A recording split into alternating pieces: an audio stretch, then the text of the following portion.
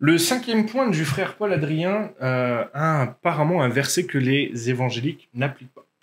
Cinquième verset, je vous exhorte donc, frères, par les tendresses de Dieu, à lui présenter votre corps en sacrifice vivant, saint, capable de plaire à Dieu.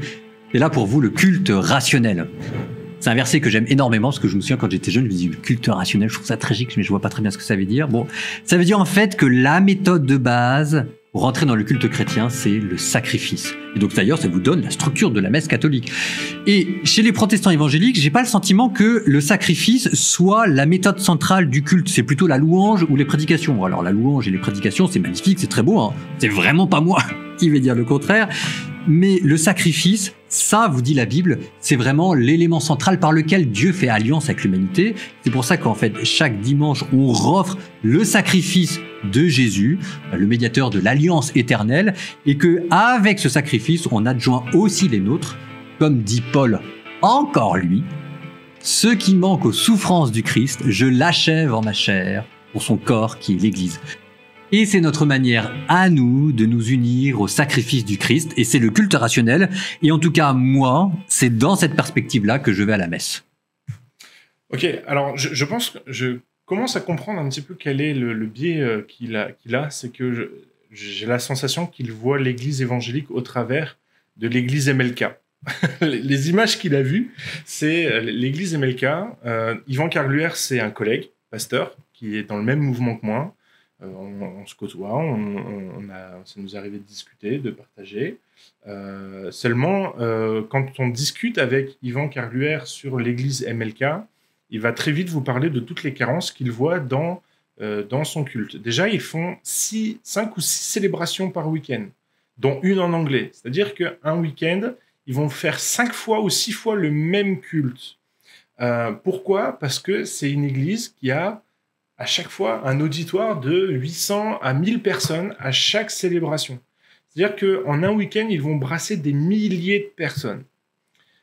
En faisant ça, ils sont les premiers à le dire, il y a certaines choses qu'on ne peut plus faire. Distribuer la Sainte Seine, partager le repas du Seigneur, c'est plus possible.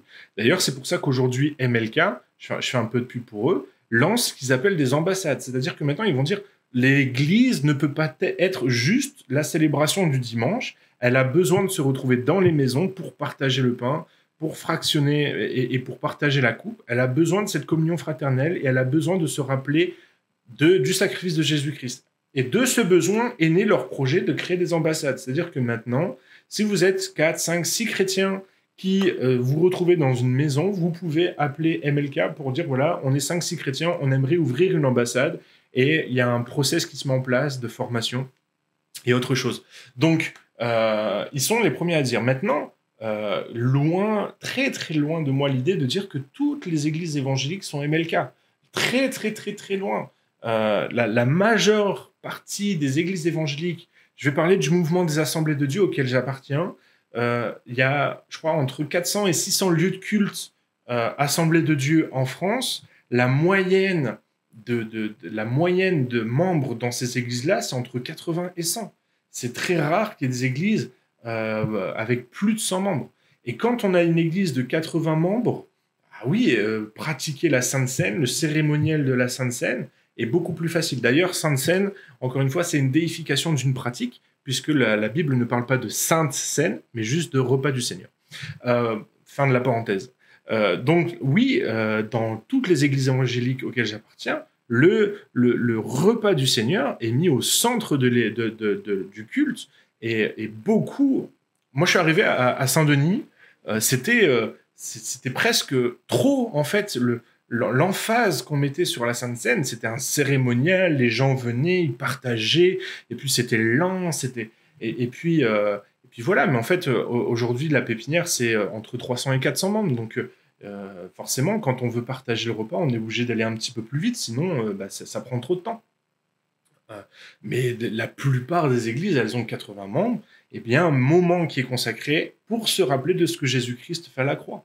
Je me souviens quand j'étais à Blois, j'ai été dans l'église évangélique de Blois, même le prédicateur régulièrement se servait de la Sainte Seine, du repas du Seigneur, pour appuyer le message qu'il venait d'apporter.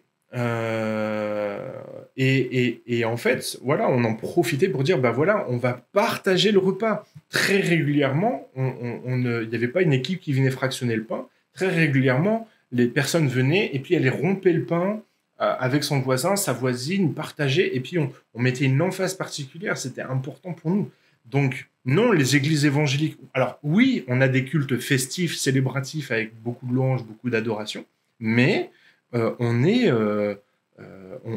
un moment dans notre célébration pour dire, OK, on va se rappeler de ce que Jésus-Christ fait. J'ai déménagé cet été, j'habite pas très très loin de Lille, donc maintenant régulièrement le dimanche je vais à l'église de Lille. Quand je vais à l'église de Lille et ils le font une fois par mois. Et quand ils y vont, ils mettent une emphase forte sur ce que ça représente. Et ils appellent les chrétiens à vivre un vrai moment de communion avec Dieu au travers des éléments. Donc non, on n'abandonne pas cet aspect-là de notre célébration. Maintenant, ça cohabite avec tout le reste d'une célébration festive. Dans l'église évangélique où je vais, c'est une communauté qui a 1 siècle, on est 6 ou 7.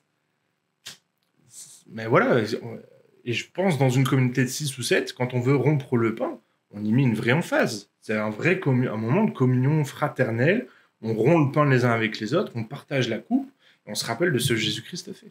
Nous, ADD, on est entre 200 et 250 avec Sainte Seine tous les dimanches, et on prend le temps. Mais je crois que c'est la majorité des églises évangéliques ADD, en tout cas que je connais, prennent le temps d'un vrai temps de communion et s'arrêtent vraiment pour partager le repas.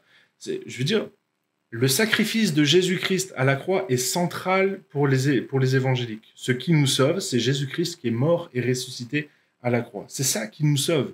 Et tous disent, mais on se rappelle, quand on démarre notre célébration, on est là parce que Jésus-Christ a offert sa vie. On est là parce que Dieu a envoyé son Fils. On est là pour célébrer Christ qui est mort pour notre vie. Notre célébration entière est là pour honorer le sacrifice de Jésus-Christ. Donc, encore une fois, je trouve que c'est énormément de mauvaise foi de la part de frère Paul Adrien que de résumer les églises évangéliques à l'église MLK. Je crois qu'il y est allé, en fait, à l'église à MLK. C'est pour ça qu'en fait, il parle de ça. Mais je peux te dire, frère Paul Adrien, si tu vois cette vidéo, que dans la majorité des églises évangéliques que je côtoie, la pratique du repas du Seigneur est centrale et le sacrifice de Jésus-Christ est central.